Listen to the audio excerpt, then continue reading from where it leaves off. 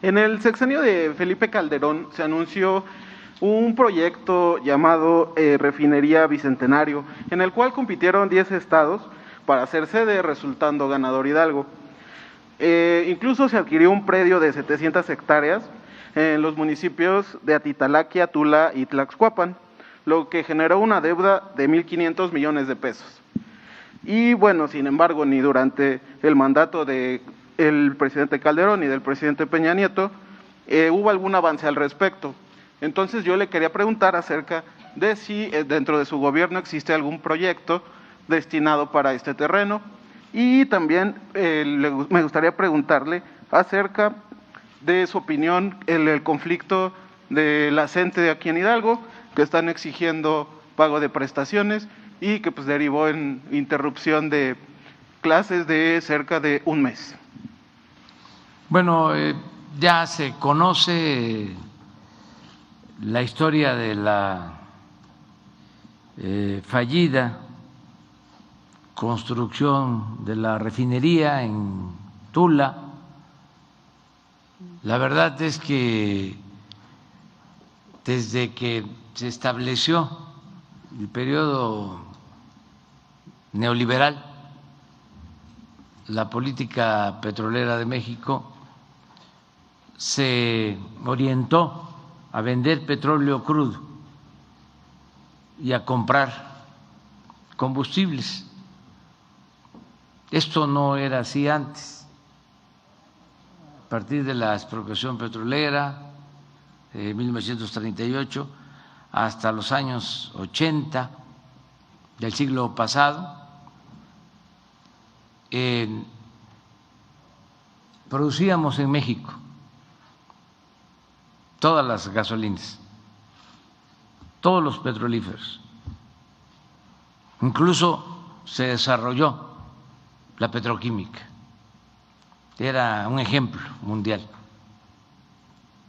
A partir del periodo neoliberal se abandonó la refinación del petróleo, la petroquímica, y se dedicaron solo a extraer petróleo crudo y venderlo en el extranjero. Llegó a venderse hasta 3.400.000 barriles diarios de petróleo. Pero esto nos llevó a una dependencia en gasolinas, diésel y otros productos derivados del petróleo, al grado que se están comprando pues como 300.000, 400.000 barriles diarios de gasolinas se compran, teniendo nosotros la materia prima. Es como si vendiéramos naranja y compráramos jugo de naranja. En eso consistió durante mucho tiempo la política petrolera. Por esa razón, desde hace 40 años no se construía una nueva refinería. La última refinería que se construyó fue la de Salina Cruz, Oaxaca, 1980-82. Ahora hemos cambiado ya la política, estamos en un viraje. De nuevo queremos producir en México lo que consumimos de gasolinas, y por eso se están rehabilitando las 6 refinerías que se tienen, que estaban abandonadas, ya estaban vendiendo incluso plantas al interior de las refinerías, nada más que afortunadamente no les dio tiempo y no pudieron entregar las refinerías. Ahora en Tula se está reiniciando una coquizadora con una inversión de 2.500 millones de dólares en Tula, que se había quedado inconclusa. La comenzaron en el sexenio pasado. Aquí en Hidalgo seguramente se acuerdan de que los grandes tanques para esa coquizadora llevaron a quitar puentes para trasladar todo ese equipo, pero como hubo corrupción, tuvo que ver con Odebrecht,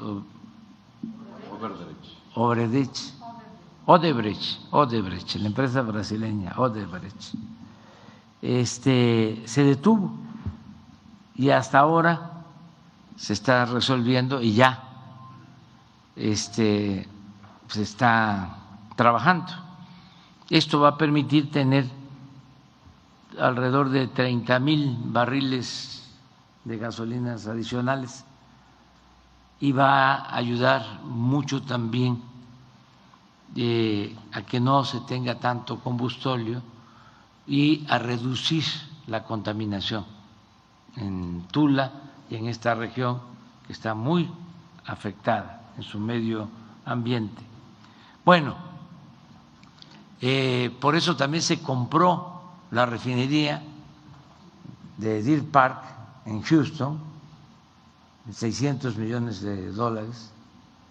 Esa refinería se hizo durante el gobierno de Salinas y fue una sociedad,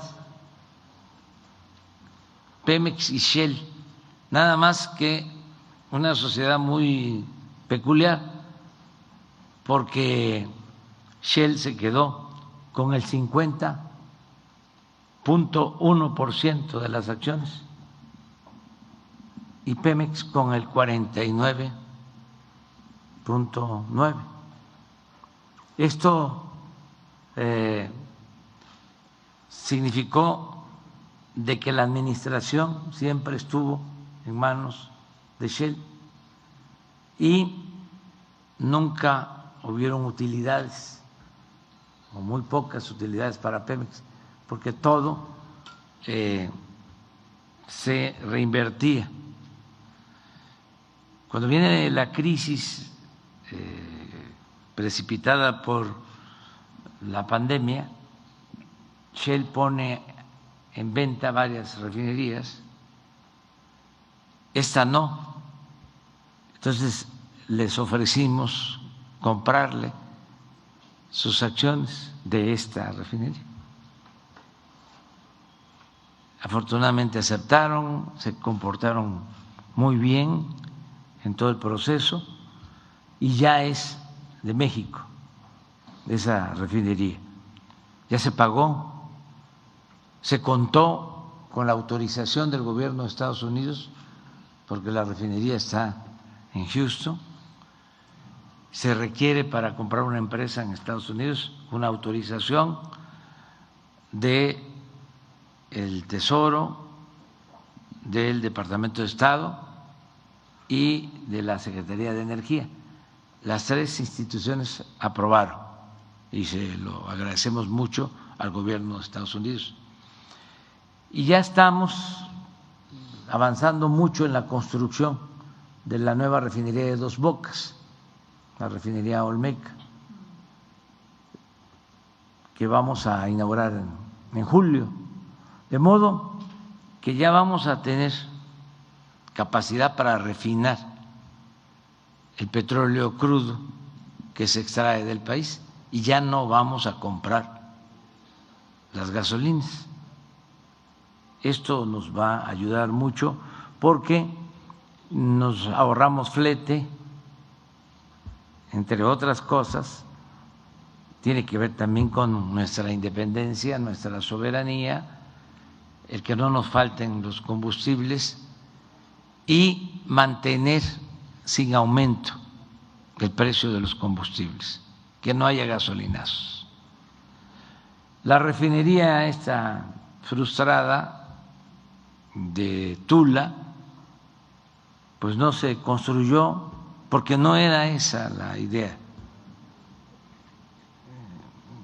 Y pues se compró el terreno, se hizo creo que la barda,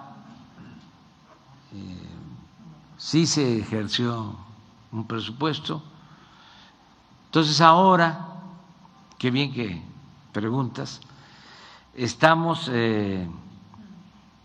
estableciendo comunicación con el gobierno de Hidalgo porque queremos que ahí esté un gran hospital para la atención de toda la región. Es un compromiso construir un hospital del Seguro Social, no solo para derechohabientes, sino para población abierta, lo que se conoce como IMSS Bienestar. Entonces se va a utilizar ese terreno, ya fue a verlo el director del Seguro Social, se le va a dar uso en beneficio de la población a ese terreno. Eso es lo que puedo comentarte. La otra pregunta. Sí, la otra pregunta era relativa acerca de este conflicto de Chente en Hidalgo, en el que están exigiendo pago de prestaciones, como el caso de bono de fin de año a jubilados y el aguinaldo a personal homologado. Y pues derivado de ello se interrumpieron las clases del 3 de enero hasta el 28, me parece, y pues actualmente ellos están comentando que están trabajando bajo protesta. Pues ya están interviniendo. A ver, secretario de Gobernación. Se ha estado atendiendo el conflicto de los profesores, hemos estado en contacto con el señor gobernador, él ha hecho una solicitud de recursos a través del mecanismo U080 y U06, si mal no recuerdo, se está revisando en las áreas de Secretaría de Hacienda esa solicitud de recursos que serían extraordinarios, se atendió porque el gobierno federal ha cumplido en tiempo y forma en términos de los convenios con la depositar o entregar la parte que nos corresponde de aportación federal. Ellos han aportado su parte, la parte estatal, y adicionalmente a ello, el año pasado, a finales de año, se le apoyó más o menos con 246 millones de pesos de manera extraordinaria, de tal manera que seguramente va a tomar todavía unos días, pues estamos revisando cada uno de los capítulos de prestaciones y ver la disponibilidad de poder modificar el convenio y que ellos reciban esos recursos para cubrir con esos bonos de fin de año. Gracias. Para México, y luego tú, bueno, después de Hidalgo. Y todo Hidalgo es México, y que viva Hidalgo. Buenos días, señor presidente, buenos días, gobernador, secretario, secretaria, buenos días a todos y a todos. Diego Elías Cedillo, Tabasco, Campeche y Quintana Roo, y Diario Basta de Grupo Cantón.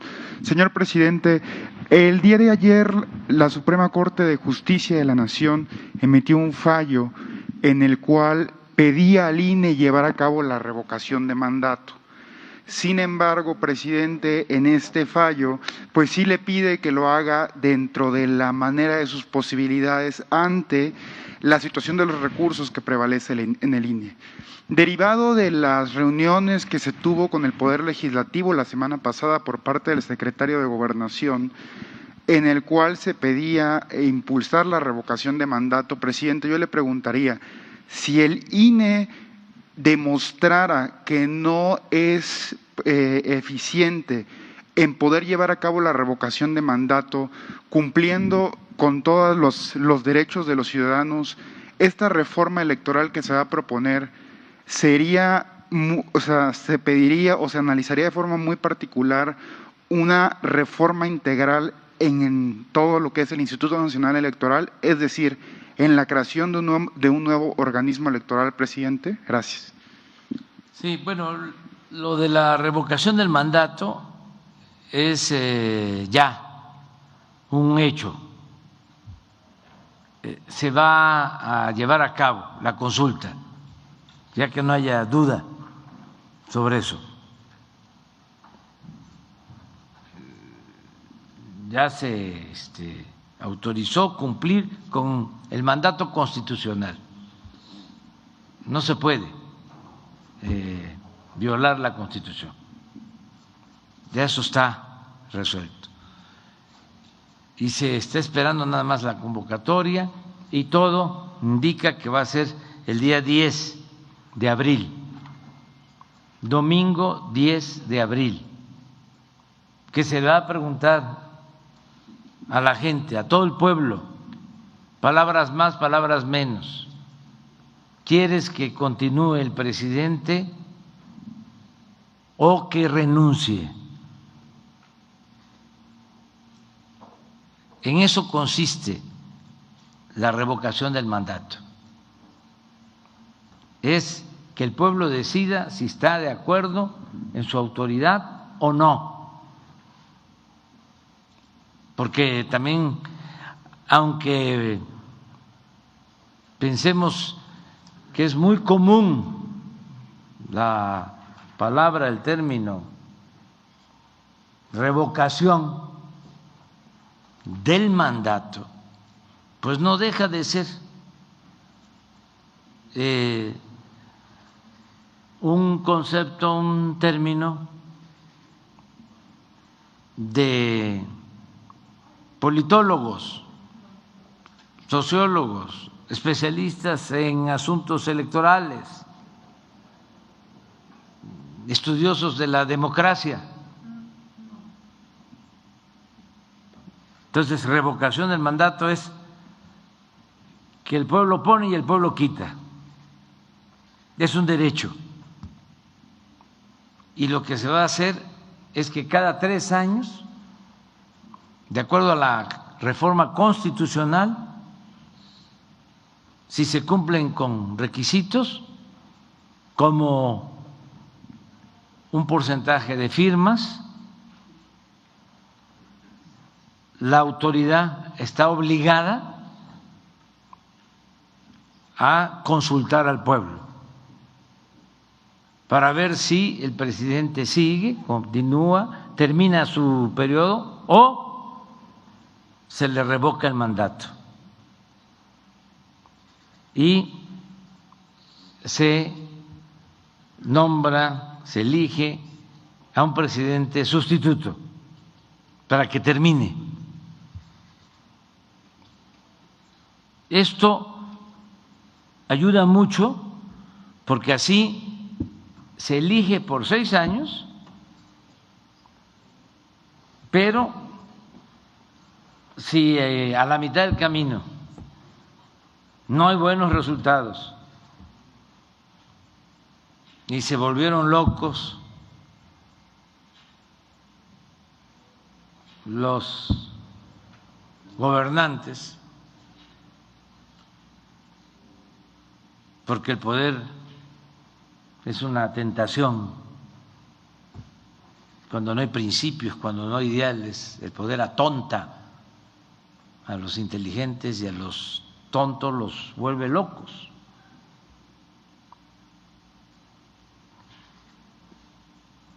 Por eso es importante que haya principios, que haya ideales, que se entienda que el poder solo tiene sentido y se convierte en virtud cuando se pone al servicio de los demás.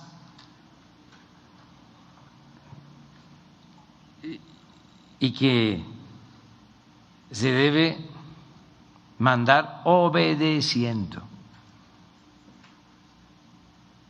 Y que el funcionario es siervo de la nación, servidor público. El soberano es el pueblo.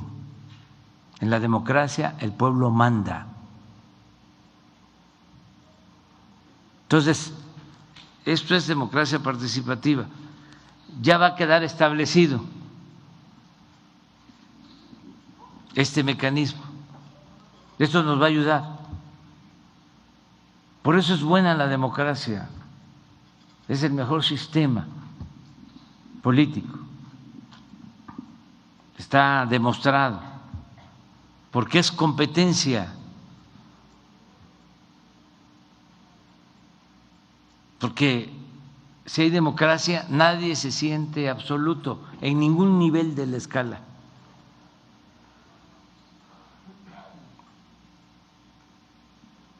Es como si en Hidalgo, en cualquier lugar, hubiese una sola tienda, por muy bueno que fuese el tendero, siempre tendría la tentación de vender cara la mercancía y hasta de regañar a la gente. Pero si hay 2 tiendas, 3, 4, 5, 10, 20, pues tienen que tratar mejor a la gente, tienen que dar buenos precios, hay competencia, no hay monopolio, en este caso monopolio del poder. Entonces, ¿quién se ayuda? El pueblo. Antes era, yo llego, haya sido como haya sido, diría el filósofo, y me aguantan 6 años. No, ¿por qué? Entonces, esto es algo que vamos a heredar a las nuevas generaciones, todos los mexicanos. Y poco a poco se va a ir acreditando y convirtiéndose en un hábito, porque la democracia debe de ser un hábito, una forma de vida. Entonces, por eso se tiene que hacer esta consulta y no creo que haya ya ningún problema. Y qué bien que a pesar de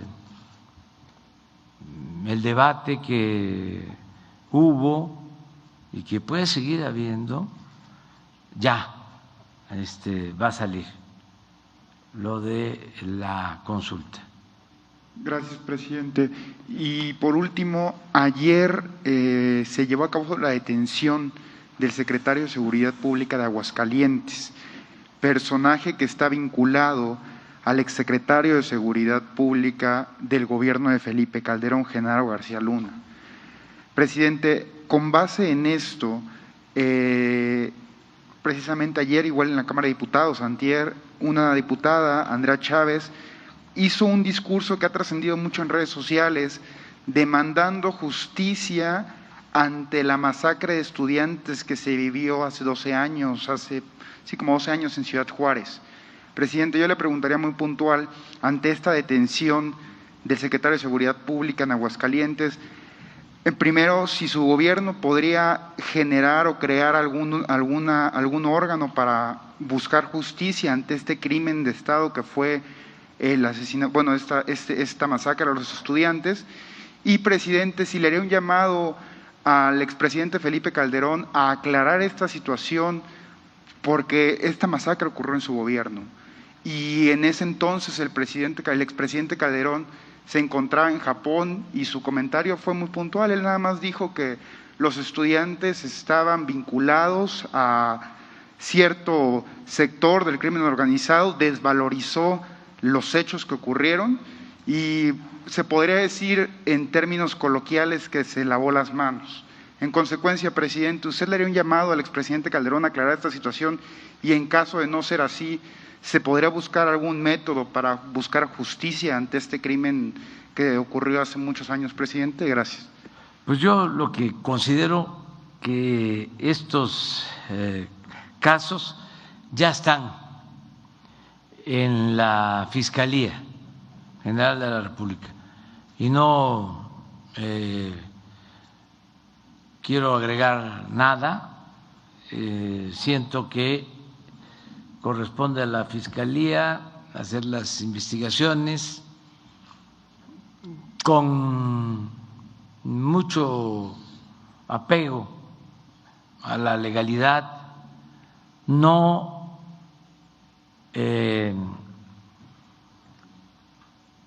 inventar delitos, no fabricar delitos a nadie y al mismo tiempo que no haya impunidad para nadie,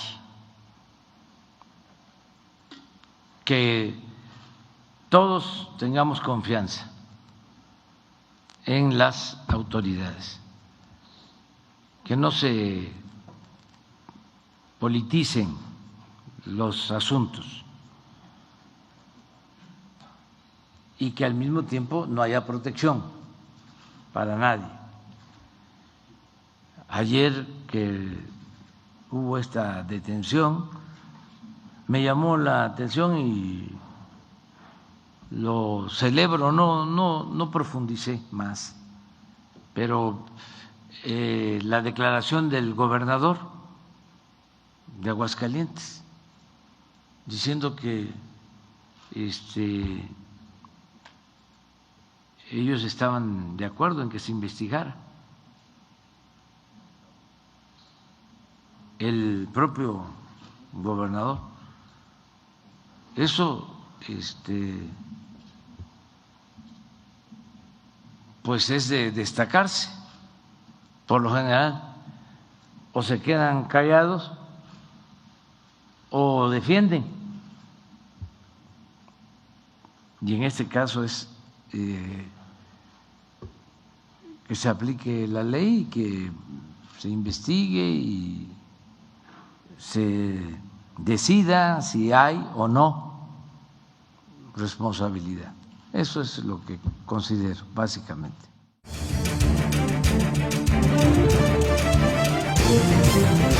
Desde el aire, en 360 grados, con transmisiones en vivo desde el lugar de los hechos, con la mayor tecnología, pero sobre todo, con objetividad e imparcialidad.